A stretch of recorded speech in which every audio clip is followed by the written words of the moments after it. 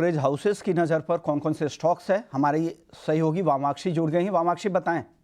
जी बिल्कुल, शुरुआत करेंगे हम फ्यूजन माइक्रो फाइनेंस के साथ। हम देख रहे हैं कि इनक्रेड की तरफ से रिपोर्ट आ रही है। लार्जली हाईलाइट कर रहे हैं कि कंपनी की ग्रोथ काफ़ी मजबूत नजर आ रही है, कंपनी अपना पेनिट्रेशन बढ़ा रही है और उनकी डाइवर्सिफाइड प्रेजेंस तो है ही। इसके अलावा कंपनी के पास काफ़ी हाई सुपीरियर मार्जिन्स है और ये लाइकली सस्टेन होते हुए इन्हें नजर आ रहे हैं। हालांकि अगर हम देखें तो स्लिपेजेस नियर टर्म में बढ़ सकते हैं और इनफैक्ट कलेक्शन एफिशिएंसी जो कंपनी की है ये भी पीक होती हुई नजर आ रही है।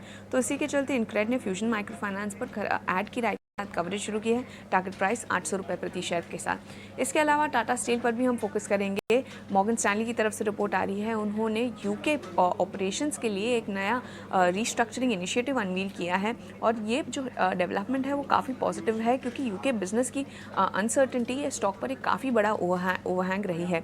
ओवरऑल वो एक्सपेक्ट कर रहे हैं कि जो इन्वेस्टमेंट कंपनी करेगी ये लार्जली पूरे प्रोजेक्ट के लाइफ के ऊपर रिकवर होते हुए नजर आ रहे हैं और इनफैक्ट 15 to 16% के IRR के साथ। तो ऑल इन ऑल इसी के चलते मॉर्गन स्टैनली ने टाटा स्टील पर अपनी इक्वल वेट की राय को बरकरार रखा है।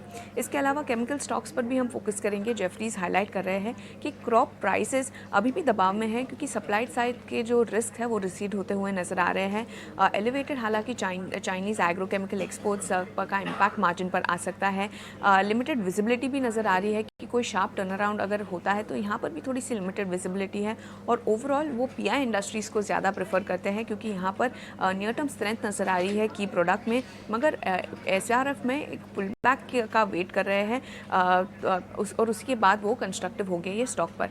इसके अलावा बैंकिंग शेयर पर भी हम फोकस करेंगे। बैंक ऑफ अमेरिका का हाईलाइट कर रहे हैं कि मॉनसून डेफिसिट और लोन वेवर्स दोनों ही इक्वली इम्पैक्टफुल हो सकते हैं। करंट साइकिल में अगर हम देखें तो एक्सिस बैंक ने अपनी एग्री बुक को सबसे ज़्यादा बढ़ाया है 26% कैगर के साथ। हालांकि अगर हम SBI को देखें तो इन्होंने सबसे कम अपनी एग्री बुक को बढ़ाया है करीब 6% कैगर के साथ। ऑल इन ऑल उनका कहना है कि कोई भी इम्पैक्ट अगर आता है मॉनसून डेफिसिट और लोन वेवर का तो ये काफ़ी माइन्यूट रह सकता है। ओवरऑल सिस्टम इम्पैक्ट सिर्फ 1% पर एक्सपेक्टेड है।